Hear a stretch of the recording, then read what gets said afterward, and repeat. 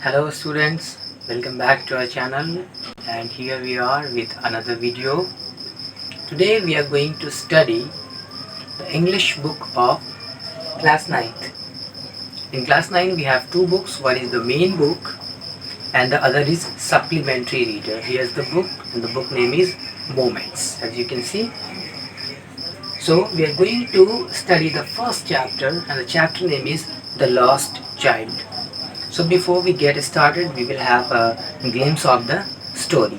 The writer of the story is Mr. Mulk Raj Anand, and in this story we will find out outing with family, fair, and parents' love. Now we talk about the characters of the story. So there is a child and his father and his mother, and at the last there is a stranger person.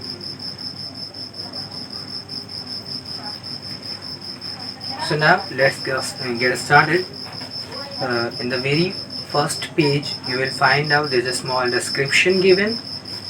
Let's read out and find out what this story is all about. A child goes to a fair with his parents. He is happy and excited and wants the sweets and toys displayed there, but his parents don't buy them for him. Why then does he refuse when someone else offers them to him? So what happens in the story? First of all, the child is alluring to buy each and everything whatever is offered in the fair, but his parents denied everything. At the last moment, a stranger person, now he is offering all those things back, but the child denied. Why? Let's find out the reason. It was the festival of spring. From the wintry shades of narrow lanes and alley emerged a gaily clad humanity. Some walked, some rode on horses, others sat, being carried in bamboo and bullock carts. One little boy ran between his father's leg, brimming over with life and laughter. So this is the scene of a village fair, kind of village fair you can say, where everybody is enjoying. Some of the people, they are sitting, some of them are running, some of them are playing, laughing, and they are having fun. Some of them are traveling on the bullock cart. So this is the scene of basically a village fair. In this, a small boy is there who is going in the fair with his father. "Come, child, come," called his parents as he lagged behind, fascinated by the toys in the shops that lined the way. He hurried towards his parents, his feet obedient to their call, his eyes still lingering on the receding toys. As he came to where they had stopped to wait for him, he could not suppress the desire of his heart, even though he well knew the old cold stare of refusal in their eyes. So basically the child is very alluring, very enticing at the scene of the village. There are different kinds of shops. The very first shop he encounters is a toy shop. There are different kinds of toys which are put in display, but his parents are not buying it for the child. So they are calling him, "Come, let's go." But the child, his mind, his heart, it is still there on the shop. He wants to buy some of the toys, but he could not. "I want that toy," he pleaded. His father looked at him red-eyed in his familiar, trained way. His mother, melted by the free spirit of the day, was tender, and giving him her finger to hold, said, "Look, child, what is before you?" It was a flowering mustard field, pale like melting gold, as it swept across miles and miles of even land. So now the child is repeatedly saying that I want the toys, but slightly the parents are showing anger that no, you are not going to buy any of this. So, and they're enticing him also that come forward, there are a lot of things to see, and they are showing him the yellow field which is full of mustards. A group of dragonflies were bustling about on their gaudy purple wings, intercepting the flight of a lone black bee or butterfly in search of sweetness from the flowers. The child followed them in the air with his gaze till one of them would still its wings and rest, and he would try to catch it, but it would go flapping up into the air. When he had almost caught it in his hands, then his mother gave a cautionary call, "Come, child, come. Come on to the footpath." And now the child forgets about the toy shop. He looks at the field, he finds some of the beautiful butterflies, he tries to catch them, he struggles a lot, and finally he caught one butterfly which is very beautiful. But suddenly the mother calls him, "Come, we have to go." So the child have to leave the butterfly on its way.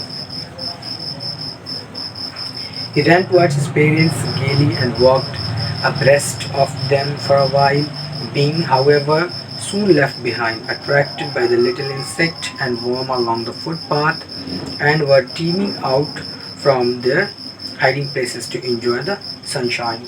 "Come, child, come," his parents called them from the shade of a grove where they had seated themselves on the edge of a wall. He ran towards them. So now the child is leaving the field. There are beautiful insects. Some of the dragonflies are there. Some of the butterflies are there.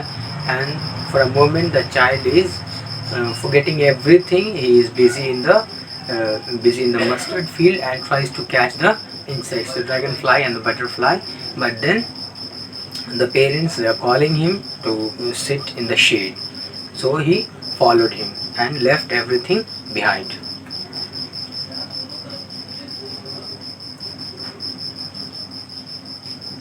A shower of young flowers fell upon the child as he entered the grove, and, forgetting his parents, he began to gather the raining petals in his hands.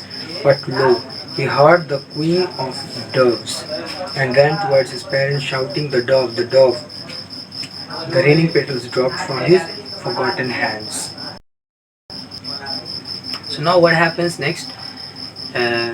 Wherever they're sitting on that place, there is a tree, and the leaves of some flowers are falling from the tree. So the child is started collecting them. As soon as gathers the flower petals, again the parents are calling him, "Come, we have to move further, let's go." So he has to leave all these things, whatever he had collected, the flower petals. "Come, child, come," they called to the child, who had now gone running in wild capers round the banyan tree, and gathering him up, they took the narrow winding footpath which led to the fair through the mustard fields. Now while going through the mustard fields, they have entered the fair. There are lots of shops are there, surrounded by the field. As they neared the village, the child could see many other footpaths full of throngs and converging to the whirlpool of the fair, and felt at once repelled and fascinated by the confusion of the world he was entering. So this moment is completely mesmerizing for the child, and he gets lost by the sight.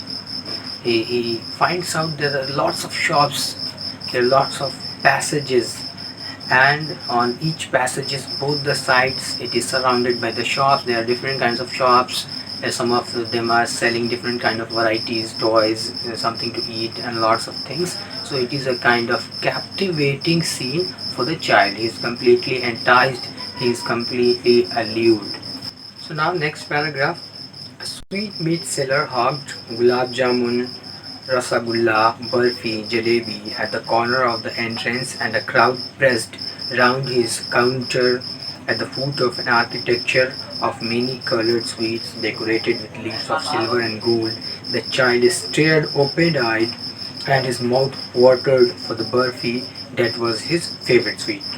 "I want that barfi," he slowly murmured, but he half knew as he begged that his plea would not be heeded, because His parents would say he was greedy. So without waiting for an answer, he moved on. So now the child finds out there's a shop, confectionery shop, there's a sweet shop, and variety of sweets are there. They're decorated with different colors, with different shades, and with different shapes, and they are very enticing, alluring, captivating. The child stops for a moment there, and out of which he finds a lots of sweets, rasgulla, barfi, gulab jamun, jalebi, and many of them are there. But the favorite sweet out of these sweets for the child is barfi. So once he opened his mouth and said a little bit that I wanted barfi, but he knew that his parents are not going to buy this sweet for him. So without waiting for the answer, without waiting for what his parents said, he moved on. A flower seller hawked a garland of gulmohar, a garland of gulmohar. The child seemed irresistibly drawn. He went towards the basket where the flowers lay heaped and half murmured, I want that garland. But he well knew his parents would refuse to buy him those flowers because they would say that they were cheap. So without waiting for an answer, he moved on. Again, in the next shop, he finds a person who is selling a garland of flowers. So one of the garland he wanted, he liked it very much, so he wanted to buy it. But again he knew, so once he said that I want, but he knew that my parents are not going to buy it for me, so again he moved on without knowing the answer. A man stood holding a pole with yellow, red, green and purple balloons flying from it. The child was simply carried away by the rainbow glory of the silken colors, and he was filled with an overwhelming desire to possess them all. But he well knew his parents would never buy him the balloons because they would say he was too old to play with such toys. So he walked on further. This time he finds a person who is selling a balloon of different colors.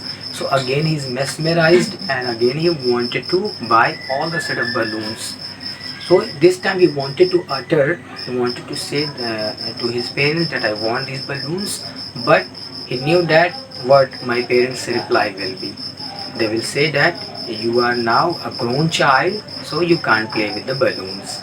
So without knowing the answer, again he moved on. Now a snake charmer stood playing a flute to a snake which coiled itself in a basket, its head raising in a graceful bend like a neck of a swan, while the music stole into its invisible ears like the gentle rippling of an invisible waterfall. The child went towards the snake charmer, but knowing his parents had forbidden him to hear such coarse music as the snake charmer played, he proceeded further. Now he finds a person who is a snake charmer. This person, this term is used. Who is a snake charmer? He is a person who does playful acts in streets and fairs with the snake. He has a flute kind of instrument. He plays that, and the snake dances on the rhythm of the music. So again he wanted to see that thing, how it plays and how the snake is dancing on the tune. But he knew that my parents will not allow me to stand here. They will forbid me to do this. They are not going to stay here for me. So he moved on with his parents. Now there was a roundabout in full swing. Men, women and children, carried away in a whirling motion, shrieked and cried with dizzy laughter. The child watched them intently, and then he made a bold request. I want to go on the roundabout. Please, father, mother. This time the child is a little bit angry. So now he is boldly requesting, please, I want this swing. So now they are at the swing shop. There are different kinds of swings, and this is a roundabout swing. So all the person, they are laughing, they are shouting in excitement, and they are enjoying the swing. They are enjoying the roundabout. So the child wanted to do the same. So he told his parents. He requested also. He pleaded also. But here the tragic comes. There's no reply. This time there's no reply from their parents. He turned to look at his parents. They were not there ahead of him. He turned to look on either side. They were not there. He looked behind. There was no sign of them. Now the child is lost. He looks here and there, left, right, up and down, but he does not find either his mother or his father. A full deep cry rose within his dry throat, and with a sudden jerk of his body, he ran from where he stood, crying in real fear, "Mother, father, mother, father!" Tears rolled down from his eyes, hot and fierce. His flushed face was convulsed with fear, panic stricken. He ran to one side first, then to the other, hither and thither, in all directions, knowing not where to go. Mother, father, he waved. His yellow turban came untied and his clothes became muddy. So now, due to fear, he is very suppressed this time, and he is very scared that I'm lost in this fear. How will I find my parents? How will I get back to my home? So he is crying all the time, and his clothes have become dirty. His turban, which is tied on his head, it is also untied, and he's just crying. He's running here and there. He's shouting. He's calling, "Mother, father, where are you?" But he does not find his parents. Having run to and fro, in a rage of running for a while, he stood defeated. He cries suppressed into sobs. At little distances, on the green grass, he could see through his filmy eyes men and women talking. He tried to look intently among the patches of bright yellow clothes, but there was no sign of his father and mother among these people, who seemed to laugh and just talk for the sake of laughing and talking. Now he sees in front of him there are lots of people. They're talking, they're laughing, and they're enjoying the fair. He tries to find out, might be my father and mother will be one of them, but he cannot find his father and mother. There is nobody. All the people are there, but he does not find his father and mother. He ran quickly again, this time to shrine to which people seemed to be crowding every little space. Here was congested with men, but he ran through people's legs, his little sob lingering. "Mother, father." Near the entrance to the temple, however, the crowd became very thick and jostled each other. Heavy men with flashing, murderous eyes and hefty shoulders. The poor child struggled to thrust away between their feet, but knocked to and fro by their brutal movements, he might have been trampled underfoot had he not shrieked at the highest pitch of his voice. "Father, mother!" A man in the surging crowd heard his cry and stooping with great difficulty lifted him up in his arms. Then what happens? He finds out the temple, which is very crowded and very congested. Somehow he just tried to get into the crowd so that he can find his parents. He struggled a lot because that place is very crowded, lots of people are there, and he's very scared also. He's crying, he's shouting all the time. And once at the child's highest voice, he shouted, "Father, mother," but he does not find his parents. One of the person who was standing in the crowd, he heard the voice that somebody, some boy or a child has lost. He came out, somehow he struggled, and he picked the boy in his arms. So now this person who lifted the boy in his arms is a good guy. What he does next? He started asking so many questions to the boy. "How did you get here, child? Whose baby are you?" the man asked as he steered clear of the mass. The child wept more bitterly than ever now and only cried, "I want my mother, I want my father." So all the question is asking that what's the name of your father, what's the name of your mother, how did you get here, what is your address? But the child says nothing. He only cries, and the only sentence he says, "I want my mother, I want my father," nothing else. The man tried to soothe him by taking him to the roundabout. "Will you have a ride onto the horse?" he gently asked as he approached the ring. The child's throat tore into thousand shrill sobs, and he only shouted, "I want my mother and my father." So now the story is getting back from where it is started. The man is offering anything so that the child can be comforted, can be consoled. So the first he offered the roundabout, the right, but the child denied. He started crying. He said, I want nothing, I just want my father and mother back. The man hurried towards the place where the snake charmer still played on the flute to the swing cobra. Listen to that, nice music, child, he pleaded, but the child shut his ears with his fingers and shouted his double-pitched strain, I want my mother, I want my father. So now again he took back to the person who was a snake charmer, and he started to trying to console him that see what a beautiful tune it is. The cobra is dancing, the man is playing the flute, but he did like this and closed the ears and said nothing. I don't want anything. I don't want to enjoy. I just want my mother and father back. Then the person he took him near the balloons, thinking the bright colors of the balloon would distract the child's attention and quieten them. Would you like a rainbow colored balloon? He persuasively asked. The child turned his eyes from the flying balloons, just sobbed, I want my mother, I want my father. This time he took him to the balloon shop, and he said, do you want a rainbow colored balloon? He said no. He closed his eyes and said nothing. I don't want anything. I just want my parents back. Then the man, still trying to make the child happy, bore him to the gate where the flower seller sat. Look, can you smell those nice flowers, child? Would you like a garland to put round to your neck? Now he took him to the flower shop. He said that, look how beautiful. Would you like to wear it on your neck? The child says, this time also the child says, no, I just want my parents. The child turned his nose away from the basket and reiterated his sob, I want my mother, I want my father.